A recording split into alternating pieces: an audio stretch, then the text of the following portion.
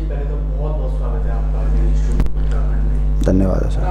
आपसे ये जानना चाहेंगे कि उत्तराखंड राज्य जो एक धारणा थी 22 वर्षों का राज्य हो गया है, लेकिन आप जो 22 वर्षों का राज्य है जिसके लिए खून बहाया है, माताओं ने प्रवेशिता लुटाई है, उसको कहाँ खड़ा पाते हैं आप? देखिए, अगर एज ए उत्तराखंड राज्य आंदोलनकारी होने के नाते और उत्तराखंड के मुवज्जिज नागरिक होने के नाते अगर आप देखेंगे कि इन 23 वर्षों में उत्तराखंड कहाँ खड़ा है, तो सही मायने में बताऊं, हम जहां थे उससे और पीछे जा चुके हैं। विकास के नाम पे जनसंख्या विस्फोट यहाँ हुआ है।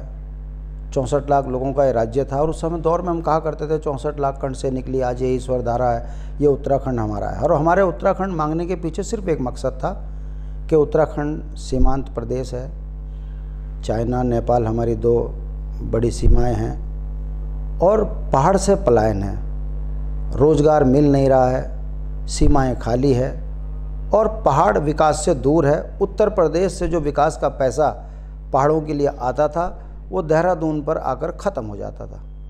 इसलिए उत्तराखंड के तत्कालिक समय के हमारे नेता, जिन्होंने उत्तराखंड अलग राज्य बनाने के लिए एक संगठन को गठन किया, उत्तराखंड क्रांति दल को, वो 25 जुलाई 1979 को मसूरी में, उसके प्रथम अध्यक्ष डी पंत जी जो एक साइंटिस्ट थे, उनकी कल्पना थी कि अलग राज्य बनेगा तो हमारी बोली पे काम होगा, हमारी भाषा पे काम होगा, पलायन रुकेगा और विकास का ताना बाना न्याय पंचायत स्तर तक बुना जाएगा और उत्तराखंड का चौमुखी विकास होगा, जिससे पलायन रुकेगा, सीमाएं सुरक्षित होंगी और उत्तराखंड की अपनी एक अलग पहचान होगी। हम देवभूमि के लोग हैं, उत्तर प्रदेश में हमारी उपेक्षा हो रही थी। मामूली सी इन चीज़ों को लेकर अलग राज्य की लड़ाई लड़ी, मगर दुख की बात है कि इन 22-23 वर्षों में इंच मात्र उत्तराखंड में विकास के नाम पर कोई कार्य नहीं हुआ। हाँ, इतना ज़रूर है कि जो कार्य 100 रुपये का होना चाहिए था उसमें 1 लाख रुपये खर्च हो गया, ज़मीन पर वो काम दिख भी नहीं रहा है।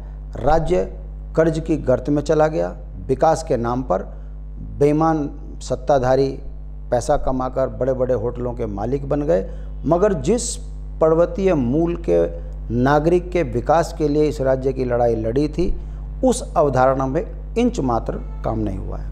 बट जी राज्य आंदोलन जब शुरू हुआ है उस टाइम भी आक्रोश बहुत देखा गया, भारी आक्रोश में जो पहाड़ से उतरे थे, जो आंदोलनकारी थे, उस समय आक्रोश व्याप्त था और आज भी आक्रोश व्याप्त है, आंदोलन पे आंदोलन हो रहे हैं, ऐसा क्यों? बहुत सही सवाल आपने किया है। राज्य की जो मूल अवधारणा थी कि हमारा राज्य होगा तो हमारा मुख्यमंत्री होगा, हमारे विकास के लिए उत्तर प्रदेश से जो अलग हुए तो उस समय पर जो भी प्रावधान तैयार किए गए उसमें हमारी बोली भाषा, हमारा अपना कानून हो, हमारे जंगलों में अधिकार हो, ये तमाम चीज़ें हमने उम्मीद करी थी, मगर ऐसा उत्तर प्रदेश से हुआ नहीं। और वो जो षड्यंत्र हमारे साथ हुआ, देखिए कितने दुर्भाग्य की बात है। भारतीय जनता पार्टी कहती है कि हमने राज्य बनाया। हम ये कहना चाहते हैं कि 1996 में एचडी देवेगौड़ा ने लाल किले से घोषणा करी थी, वो सरकार मिलीजुली सरकार थी, वो गिर गई। उसके बाद भारतीय जनता पार्टी की सरकार आई।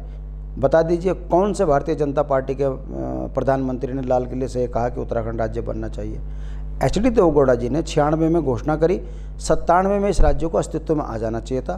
भारतीय जनता पार्टी की केंद्र में सरकार बनी और भाजपा नहीं चाहती थी उत्तराखंड राज्य बने, इसलिए 4 वर्ष देरी से उत्तराखंड राज्य का गठन हुआ है 9 नवंबर 2000 को।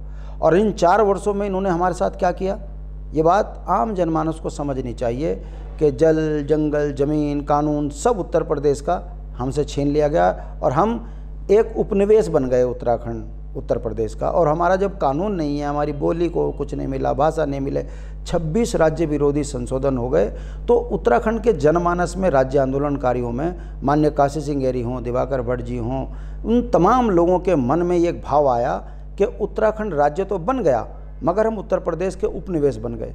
इससे बड़ा बात इन्होंने ये करी कि बड़े नेता जो भाजपा के थे इनके आपस में झगड़े करवा दिए और इन झगड़ों में इनमें आम सहमति नहीं बनी, चाहे फिर वो निशंक जी रहे हों, चाहे वो खंडूड़ी जी रहे हों। इनके झगड़ों में नित्यानंद स्वामी को मुख्यमंत्री बना दिया। तो 9 नवंबर 2000 के रात को 12:35 में मुख्यमंत्री जी शपथ लेते हैं। एक वर्ग विशेष की वहाँ पर आवभगत हो रही है और जो उत्तराखंड के मूल निवासी हैं उन पर लाठियाँ बज रही हैं 9 नवंबर को। मैं स्वयं एक अतिथि के रूप में फ्रंट रो में खड़ा था, नहीं बर्दाश्त हुआ, हमने नारे लगा दिए कि ऐसा राज्य हमको नहीं चाहिए जिसमें हमारे जल जंगल ज़मीन हमारे सारे अधिकार उत्तर प्रदेश के जो है हाथ में दे दिए और हमको जो उत्तर प्रदेश का उपनिवेश बना दिया। हमने विरोध किया, विरोध ही नहीं किया बल्कि हमने अपनी इच्छा शक्ति जाहिर करी कि इस राज्य का विरोध होना चाहिए जहाँ पहाड़ के लोगों के अधिकार छीने गए। हमने विरोध सबूत जो है मंच पर 12:44 तक हमने आग लगा दी, ये कहकर कि ऐसा उत्तराखंड की कल्पना हमने नहीं कही थी। जो 42 राज्य के लिए शहीद हुए, जिन माताओं ने अपने खोए, जिन बहनों ने अपना सुहाग उजाड़ा, उन्होंने ऐसे राज्य की कल्पना नहीं की थी। इसलिए विरोध हमारा शुरुआत से ही था और ये दोनों राष्ट्रीय पार्टियां उत्तराखंड विरोधी थी और इन्होंने षड्यंत्र के तहत हमारी नींव के अंदर इतनी बड़ी कमी छोड़ दी। ये उसी का परिणाम है कि आज भी पहाड़ का मूल निवासी अपने आप को ठगा हुआ महसूस कर रहा है। और जी एक शब्द है जिसका कई बार जिक्र होता है जी, वो है कि अवधारणा।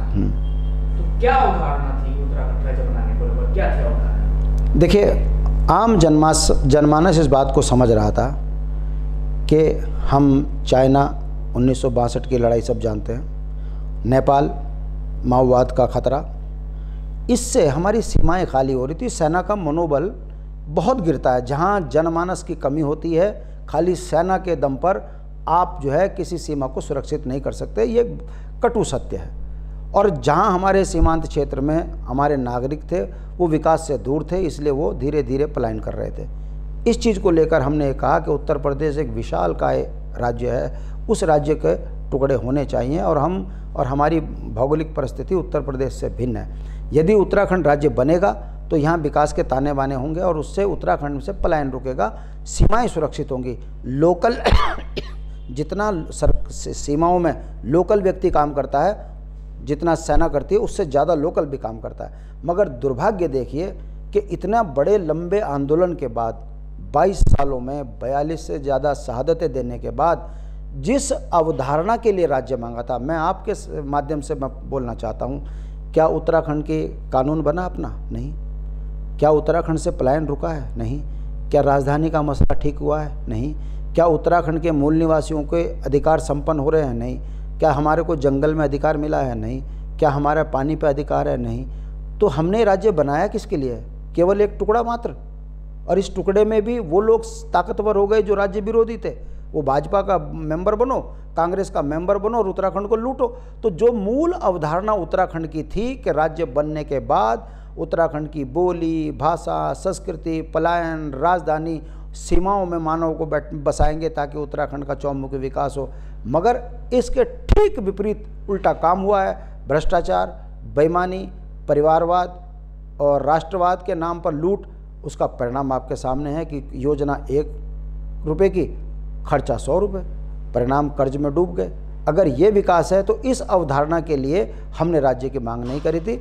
हमने चने खाकर उत्तराखंड आंदोलन को चलाया था और ये उम्मीद थी कि हमारा राज्य विकास से जुड़ेगा। विकास तो नहीं हुआ, हाँ, कर्ज में हम डूब गए, राष्ट्र के नाम पर हम ठगे गए।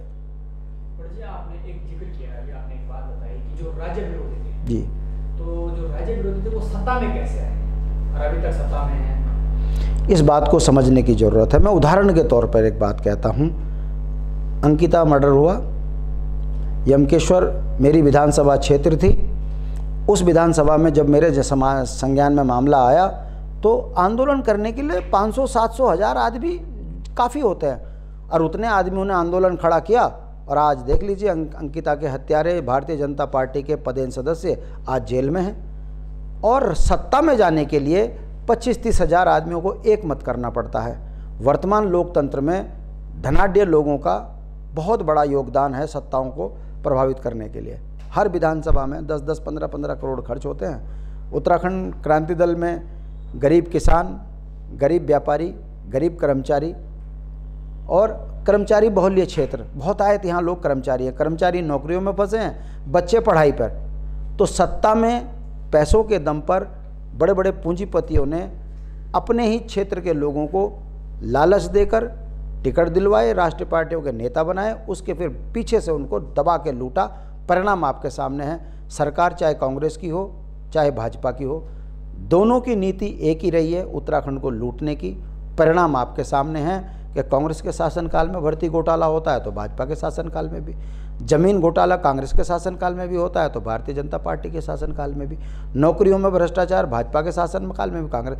तो जो मूल अवधारणा थी, ठीक उसके विपरीत इन दोनों राष्ट्रीय पार्टियों ने काम किया और आज उत्तराखंड की आप स्थिति देख लीजिएगा। हम किसी राष्ट्रीय पार्टी के विरोधी नहीं हैं, मगर हमारा ये कहना है कि आंदोलन के लिए 500,000 आदमियों की ज़रूरत होती है, सत्ता के लिए एक विधानसभा में 25 से 30,000 आदमी को एक मत करना पड़ता है। राष्ट्रीय पार्टियों के लोग जनता को प्रभावित कर रहे हैं, परिणाम आपके सामने है। राष्ट्र के नाम पे जनता लूट रही है और उसके ठीक विपरीत आप देख रहे हो कि मात्र 2 महीने की सरकार और उसमें आप इतने बड़े बड़े घोटाले हो गए। यूपीएससी परीक्षा घोटाला हो गया, अभी तक किसी पर कार्रवाई नहीं हुई। छोटे भैयों पर कार्रवाई हो रही, बड़ों पर कोई नहीं।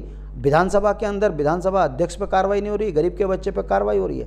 हमारी बेटियां सुरक्षित नहीं है, सड़कों पर प्रसव हो रहे हैं, माँ भी मर रही, बच्चे भी मर रहे, मगर स्वास्थ्य विभाग के मंत्री के को कुछ प्रभाव नहीं पड़ रहा है। अब हमारे देख लीजिए, अंकिता बिटिया के साथ में इतनी बड़ी घटना होगी मगर अपराधियों पर अभी तक कार्रवाई नहीं हो रही है। ये पता नहीं चल रहा है किसके नाम पर वो साक्ष्य मिटाए गए, कौन वो है। डोजर वाला बता दे 1 मिनट में कि मुझे किसके आदेश पर मैंने तोड़ चलाया। तो ये मैं बात आपके सामने इसलिए कह रहा हूँ, इस बात को समझने की ज़रूरत है कि आंदोलन में 1000-2000 आदमी काफ़ी होते हैं किसी भी मूवमेंट को खड़ा करने के लिए, मगर सत्ता में एक विधानसभा में 25 से 30,000 आदमी को इकट्ठा करने के लिए जो धन चल रहा है और जो वर्तमान दौर में पूंजीपतियों का जो है तराजू वाली सोच को प्रभावित ज़्यादा हो गई है, इस कारण आंदोलनकारी चुनाव जीत के नहीं जा पा रहे हैं। गरीब परिवारों के बीच के लोग हैं, यही कारण है कि हम सत्ता से दूर हैं, मगर हम निराश नहीं हैं, जनहित के मुद्दों पर लगे हुए हैं। एक दिन मेरा विश्वास है गुरुकुल नारसन से लेकर बद्रीनाथ तक के बीच की परिधि में रहने वाले यहाँ के मूल निवासी एक मत होकर अपनी ज़मीनें भी बचाएंगे, अपने बच्चों के रोजगार के लिए संसाधन भी बचाने की कोशिश करेंगे और क्षेत्रीय दल की सोच के साथ खड़े भी होंगे। जी, आप खुद आंदोलन में थे जी, लगातार आपने जो उस टाइम जो आंदोलन चलाए हैं, तो आपसे एक चीज़ जानना चाहेंगे कि आंदोलन में हुआ क्या था जब आंदोलन शुरू हुआ था, और एक ऐसे भी दौर आए जब खून बहाया गया, चाहे रामपुर तिराहा हो, मसूरी गोलीकांड या खटीमा गोलीकांड या अन्य जगह भी हुआ है, उस टाइम हुआ क्या था जरा आप बताएंगे। बहुत सही सवाल आपने किया है, मुझे उम्मीद नहीं थी कि आप इस तरह का सवाल भी करोगे। ये इसकी सच्चाई को समझने की ज़रूरत है। देश की आज़ादी में आपने देखा होगा ईस्ट इंडिया कंपनी से कोई लाखों आदमी नहीं आए थे, 500-700 अंग्रेज आए, देश के राजाओं को लालच दिया और उस लालच में वो फंसे। उसके बाद परिणाम आपके सामने है, उन्होंने हम पे राज किया। ठीक उत्तराखंड आंदोलन को ले लीजिएगा, 79 से पहले भी उत्तराखंड राज्य बने, इसके लिए बड़ी बड़ी सभाएं हुई, बड़े बड़े नेताओं ने अपनी सहमति भी जताई, मगर इच्छा शक्ति की कमी के कारण वो आंदोलन हमेशा दबे। मगर 79 के बाद उत्तराखंड राज्य की लड़ाई के लिए हमने जो संकल्प लिया, उसको तोड़ने के लिए दोनों राष्ट्रीय पार्टियों ने हमें कुचलने का सबसे बढ़िया तरीका है कि गोरे अंग्रेज़ों ने पुलिस का इस्तेमाल किया, तो आज हमारे ही देश के अंदर काले अंग्रेज़ों ने हमको कुचलने का प्रयास किया। परिणाम आपके सामने है, जुल्म की इंतहा इन सरकारों ने हमारे साथ करी। उत्तर प्रदेश में रहकर आप देखिए, मुकदमे हम पे लगे, लाठियाँ हम पे बजी, मातृशक्ति के साथ दुराचार इन सरकारों के इशारों पे हुआ। रामपुर तिराहा कांड हुआ, 42 से ज़्यादा शहादतें हुई। ये क्यों? लोकतंत्र में मानव को अधिकार है अपनी बात को रखने का, मगर अपने ही देश के अंदर अपनी ही सरकारों के द्वारा अपने ही जनमानस को कत्लेआम कर दिया, केवल किस लिए कि आंदोलन को कुचला जाए, इनकी मांगों को पूरा ना किया जाए। परिणाम आपके सामने है। आंदोलनों में मरने के बाद भी उत्तराखंड के मूल अवधारणा का राज्य न पहले बनाने को ये तैयार थे, न आज बनाने को तैयार है। कारण सिर्फ एक है कि किस तरीके से जनमानस को कुचलकर उस पर एकाधिपत्य जमाया जाए। सत्ताओं ने यही किया है। और जो आपने सवाल किया है कि उस दौर में क्या हुआ, 80 के दशक में, आप बहुत छोटे रहे होंगे, 80 के दशक में हमको लोग कहा करते थे ये मुट्ठी भर, ये क्या उत्तराखंड मांगेंगे, इनकी हैसियत नहीं है। और 90 के दशक में हमारे राजनीतिक ईमानदारी, हमारी गांधीवादी सोच, इंद्रमणि बडोनी जैसे नेता की लीड, उसने ये साबित किया कि हम जनमानस के विकास की बात कर रहे हैं, देश के अंदर सीमाओं की सुरक्षा की बात कर रहे हैं, उत्तराखंड से पलायन रोकने की बात कर रहे हैं। और उत्तराखंड की जो भौगोलिक परिस्थिति है उत्तर प्रदेश से भिन्न है, बहुत सही डिमांड है और जनता हमसे जुड़ी।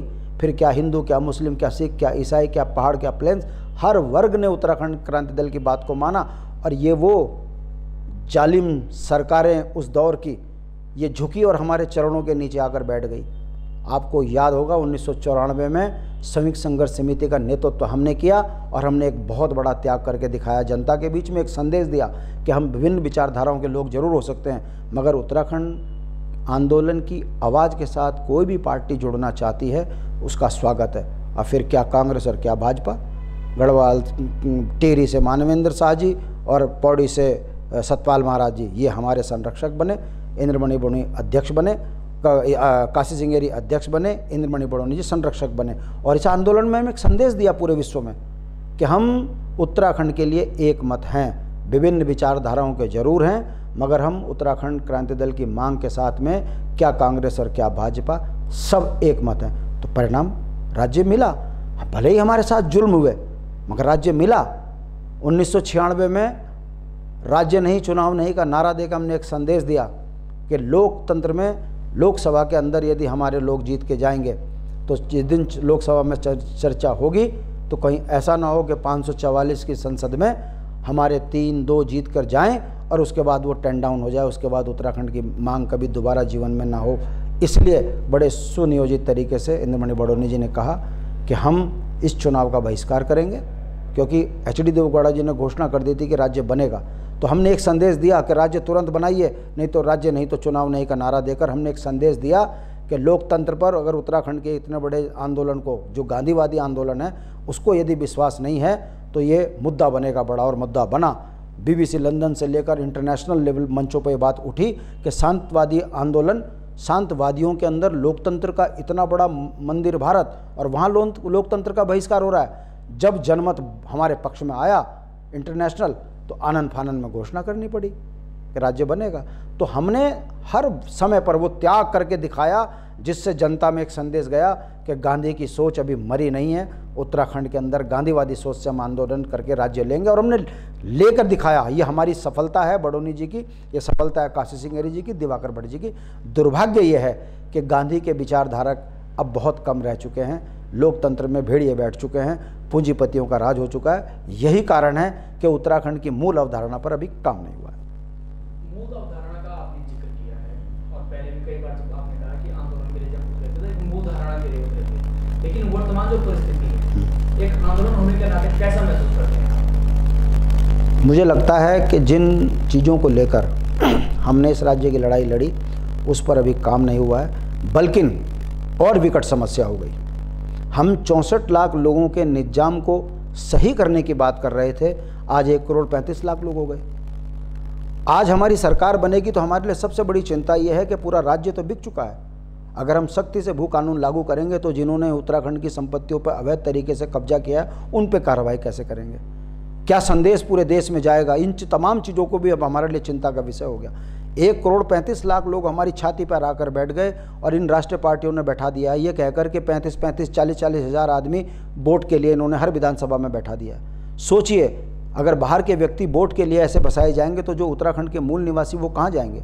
हमारे सीमाओं की ज़मीनें सुरक्षित नहीं हैं, कौन लोग खरीद रहे हैं? जिस ज़मीन की कीमत गाँव का व्यक्ति 20,000 रुपये नाली नहीं दे पा रहा है, आखिर कौन लोग हैं जो 20 लाख रुपये नाली दे रहे हैं? अगर इसकी मूल तह पर जाएंगे तो हमको लगता है कि देश के द्रोही, देश के गद्दार लोग हमारी सीमाओं में ज़मीनें खरीद कर वहाँ पर जिस तरीके की गतिविधियाँ कर रहे हैं, तो क्या हमारी सीमाएं सुरक्षित हैं? कहाँ गया भारत का खुफिया विभाग? हम चिल्ला चिल्ला के कह रहे हैं कि उत्तराखंड को हिमाचल की तर्ज पर सख्त भू कानून के तहत मूल निवासियों को यहाँ अधिकार संपन्न कीजिए। दुख देखिए, गुरुकुल नारसन में जिसकी 100 बीघा ज़मीन थी वो बिक गई, वो बेचारा होटल में बर्तन धो रहा है। और पहाड़ के अंदर जिसकी ज़मीन थी, जो बेचारा कुछ छोटी मोटी खेती करके खाता था, उसकी ज़मीनों पे कब्जा कर दिया केवल इसलिए क्योंकि वो दिल्ली बम्बई में नौकरी कर रहा है। वहाँ पटवारी और प्रधान SDM से लेकर सब मिलकर उसकी ज़मीनों को बेच रहे हैं। ये तमाम चीज़ें उत्तराखंड के लिए बहुत बड़ा खतरा बन चुकी है। हमारा ये कहना है कि यदि अभी भी नहीं हम संभले तो आने वाले समय में न सिर्फ उत्तराखंड के जनमानस के लिए खतरा होगा, देश के लिए भी बहुत बड़ा खतरा खड़ा होने वाला है। और जिस तरह की गतिविधियां यहाँ हो रही हैं, ये उत्तराखंड का चरित्र तो नहीं है कि हमारी बेटियां अपने ही गांव में, अपने ही घर में सुरक्षित नहीं हैं। और भाजपा का टिकट लेकर बिजनौर से यहाँ आता है आदमी, यहाँ अकूत संपत्ति का मालिक बनता है, और फिर वो ये कहता है कि जिसके बाप ने रात को अंधेरे में भेड़ियों के आगे लड़की छोड़ी है तो उसके साथ तो ऐसा होगा। ऐसी देवभूमि की संस्कृति नहीं है। यदि इसके मूल में आप जाओगे तो पहाड़ियों को बदनाम करने के लिए बाहर के लोग जो राष्ट्रीय पार्टियों ने बसाए हैं, ये उसी का कारण आज उत्तराखंड का ये दुर्दशा हुई है। हमको इसको भी छांटना पड़ेगा। जिस दिन यूकेडी की सरकार बनेगी, आपको महसूस होगा इन 5 वर्षों के अंदर, अगले 5 वर्षों में आप उत्तराखंड की मूल अवधारणा में काम होते हुए दिखेंगे। लोकल ठेकेदार होगा, लोकल व्यापारी होगा, लोकल सप्लायर होगा, गांव का अंतिम व्यक्ति सड़क, स्वास्थ्य, शिक्षा, बिजली, पानी, रोजगार और स्वरोजगार से जोड़ा जाएगा। सत्ताएं केवल इसलिए चुनी जाती हैं कि मानव का विकास हो। सत्ताएं इसलिए नहीं चुनी जाती कि कोई नागपुर को खुश करे, कोई दिल्ली के बैठे दिल्ली वालों को खुश करे और उत्तराखंड से लेकर अपने परिवारों को आगे फलीभूत करे। ये इसलिए सत्ताएं नहीं होती। लोकतंत्र को जो कलंकित करने वाले लोग हैं, इनको राजनीतिक रूप से समाज में हम नंगा कर रहे हैं। जनता इस बात को समझ रही है कि प्रेमचंद जैसे लोग, हाकम जैसे लोग ये एक रात में नहीं पैदा हुए हैं। इनको राजनीतिक संरक्षण प्राप्त था, चाहे फिर वो नागपुर का हो चाहे दिल्ली का हो। ये परिणाम तभी नौकरियों में बेईमानी हुई है, तभी संसाधनों में बेईमानी हुई है, तभी उत्तराखंड की मूल अवधारणा के साथ छेड़छाड़ हुई है। इसे रोकने की ज़रूरत है। और हमारे लिए बहुत बड़ी चुनौती है कि जिस दिन हम सत्ता में आएंगे तो आखिर कैसे इस जनसंख्या को कंट्रोल करेंगे, कैसे उत्तराखंड से इन लोगों को बाहर का रास्ता दिखाएंगे जिन्होंने उत्तराखंड की मूल अवधारणा के साथ में इस तरह का कार्य किया। जी, आपने कई आंदोलनों का जिक्र किया, चाहे वो संयुक्त मोर्चा को लेकर हो या उससे पहले जो समिति बनी थी और मुजफ्फरनगर और ये सब तो वाकई में, लेकिन इन आंदोलनों का जिक्र पाठ्यक्रम में क्यों नहीं है? आज भी किसी भी पाठ्यक्रम में, उत्तराखंड में जो भी पाठ्यक्रम पढ़ाया जाता है, कहीं भी इस बात का जिक्र नहीं है। आखिर ऐसा क्यों? भाई क्यों ना हो ऐसा? बेईमानों को सत्ता में बैठाओगे तो उनकी बेईमानी से बच पाओगे। अगर उत्तराखंड के वीरों को हमारे पाठ्यक्रम में जोड़ा जाता तो गौरा देवी में हमारी हर बिटिया के अंश दिखते। अगर उत्तराखंड में उत्तराखंड के लिए शहीद होने वालों को अगर हमारे पाठ्यक्रम में पढ़ाया जाता तो राज्य की देवभूमि की देव संस्कृति हमारे बच्चों के चरित्र में आती। जब आपके अपने वीरों को अनदेखा करके दीनदयाल उपाध्याय पढ़ाया जाएगा, तेलंगाना पढ़ाया जाएगा, सोनिया राजीव पढ़ाया जाएगा, तो आपके बच्चों के वो मूल तत्व कहाँ रह जाएंगे जिन तत्वों में हमने जन्म लिया है। हम देव संस्कृति के लोग हैं, देवतुल्य जनता हमारी है, बहुत सीधी है, भोली है, देश के लिए बिना किसी स्वार्थ के गर्दन कटाने वाली है। मगर जब उसके अधिकारों को संपन्न करने की बात आ रही है तो उसको नोच नोच कर खाने वाली है राष्ट्रीय पार्टियां।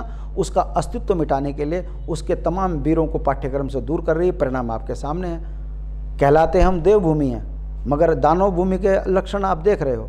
आए दिन हमारी बिटियाओं के साथ जो दुराचार हो रहा है कर रहा है, ये उत्तराखंड का लोग तो कर नहीं रहे, तो ये बाहर के लोग हैं। और मैं पूछना चाहता हूँ आपके माध्यम से, दीनदयाल उपाध्याय क्या है, क्या इसका योगदान है, क्या योगदान है? श्यामा प्रसाद मुखर्जी का देश में होगा राज्य में क्या योगदान है? नेहरू का इस राज्य में क्या योगदान है? मगर जानबूझकर इनको आगे बढ़ाकर हमारे देवतुल्य जनता के मन और मस्तिष्क पे इतना बड़ा षड्यंत्र के तहत धोखा किया जा रहा है। उसका परिणाम है कि इन 23 वर्षों में हम अब सिर्फ चले जा रहे हैं। अगर हमारे पाठ्यक्रम में हमारे वीरों को पढ़ाया जाता तो आज उत्तराखंड का हर नौजवान इस बात पर गर्व करता कि मैं देवभूमि का हूँ। 42 ने हमारे लिए जान दी है, इस राज्य को बचाने के लिए हम सर कटा देंगे, अपने मूल तत्वों को नहीं छोड़ेंगे। हम अपने मूल तत्वों से दूर किए गए हैं केवल इन राष्ट्रीय पार्टियों के कारण, इसलिए उत्तराखंड का अस्तित्व खतरे में है। और हमें बड़ी चिंता है कि जो कहता है उत्तराखंड में विकास तो हुआ है, तो मैं आपके माध्यम से कहता हूँ विकास गोणी बांदर का हुआ है, विकास भ्रष्टाचार का हुआ है, विकास जनसंख्या विस्फोट का हुआ है, विकास उत्तराखंड के मूल तत्वों को खत्म करने का हुआ है। यही विकास हमको दिख रहा है। इन 23 वर्षों में हम जनता के आगे इन चीज़ों को बोल रहे हैं और मेरा उम्मीद है कि राज्य आंदोलन की तरह पहले जैसे जनता एकमत हुई है, बहुत जल्दी उत्तराखंड की जनता एकमत होगी और उत्तराखंड की तकदीर और तस्वीर बदलेगी। निराशा नहीं है, हताशा नहीं है, हमारा संकल्प है मरते दम तक उत्तराखंड के मूल तत्वों के लिए लड़ते रहेंगे और एक दिन उत्तराखंड को चौमुखी विकास से जोड़ेंगे। बट जी, अभी भ्रष्टाचार चारों ओर फैल रहा है उत्तराखंड, आगे क्या लगता है आपको उत्तराखंड का भविष्य किस ओर जा रहा है? मुझे लगता है कि जनता जब ईमानदार होती है तो निश्चित रूप से बड़े छांव के नीचे रहना पसंद करती है। यही कारण है कि देश की जनता ने, राज्य की जनता ने राष्ट्रीय पार्टियों को भर भर कर वोट इसलिए दिया कि राष्ट्र के परिवेश में ये हमारे बच्चों को रोज़गार स्वरोजगार से जोड़ेंगे। मगर इन 23 वर्षों में जो करामात इन्होंने किया, अब जनता इस बात को समझ चुकी है कि नेता के नाम पर भेड़िए हमने अपने राज्य में बसा दिए। यही कारण है कि उत्तराखंड के अंदर नौकरियों में बाहर के लोग, सत्ताओं में बाहर के लोग उत्तराखंड को ख़त्म कर चुके हैं और एकमात्र विकल्प उत्तराखंड की राज्य आंदोलनकारी पार्टी यूकेडी है। हो सकता है ये उत्तराखंड को आगे सही दिशा में लेके जाए। 26 का परिसीमन उत्तराखंड के मूल अस्तित्व के लिए सबसे बड़ा खतरा है। हमारी ये उम्मीद है कि यदि कभी हम सरकार में आए तो हम उत्तराखंड की अवधारणा को गांव के अंतिम व्यक्ति को विकास से जोड़कर पूरा करने का पूरा प्रयास करेंगे और जिन्होंने उत्तराखंड की जन संपत्तियों पर गलत तरीके से कब्जा किया है उनको हम बख्शेंगे नहीं। सत्ता चाहे कितने ही लेट मिले, मगर हमारी इंच मात्र ज़मीन पर जो गलत तरीके से बैठा है उसको बाहर उखेड़ के फेंकना हमारा काम होगा। और मेरा मानना फिर वही है कि जो सपने हमने 79 में बुने थे, जल जंगल ज़मीन पर हमारा अधिकार हो, उत्तराखंड के अंदर सख्त भू कानून लागू हो, हिमाचल की तर्ज पर आम व्यक्ति उत्तराखंड का वो विकास से जुड़े, ये हमारी अवधारणा है। हम उम्मीद करते हैं कि जनता का आशीर्वाद मिलेगा तो उत्तराखंड के नौजवान बच्चों को रोज़गार और स्वरोजगार से हम जोड़ेंगे। किसान को खेती से जोड़ने के लिए उसे 200 रुपया रोज़ केवल इस बात के मिलेंगे, मनरेगा की योजना हो, फिर वो चाहे हम वीर गौरा देवी के नाम से योजना चलाएं, हम उत्तराखंड के किसान को 200 रुपये रोज़ अपने खेत पे काम करने के देंगे ताकि उसके घर में लगभग अगर 2 व्यक्ति खेत में काम कर रहे हैं तो 12 हज़ार रुपये महीना उसको मिले, उसकी खेती भी बने, वाटर रिचार्ज भी हो, उत्तराखंड में बाढ़ भी ख़त्म हो और उत्तराखंड का चौमुखी विकास हो, पलायन रुके। ये हमारी अवधारणा है जिसके लिए कि हमने लड़े थे और हमें उम्मीद है कि हम एक दिन जनता के आशीर्वाद से सत्ता में बैठेंगे और गांव में हर परिवार को खुशहाली से जोड़ेंगे। ये हमारा संकल्प है और उम्मीद है हम निराश नहीं हैं। आप देखेंगे धरती पुत्रों की पार्टी इस धरती के लिए बहुत अच्छी योजनाएं लेकर आएगी और उत्तराखंड के विकास में अपनी सहभागिता सुनिश्चित करेगी।